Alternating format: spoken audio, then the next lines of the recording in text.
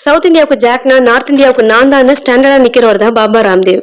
பாபா ராம்தேவ அங்க உள்ள மக்களுக்கு யோகா குருவா தெரியும், பிசினஸ் மேனா தெரியும், ஊழலுக்கு எதிராக போராடினவரா தெரியும். இந்த மாதிரி மல்டிபிள் ஃபேஸஸ் இருக்கக்கூடிய பாபா ராம்தேவ் மக்களுக்கு முதல்ல ஒரு யோகா டீச்சரா தான் இன்ட்ரோடியூஸ் ஆகுறாரு.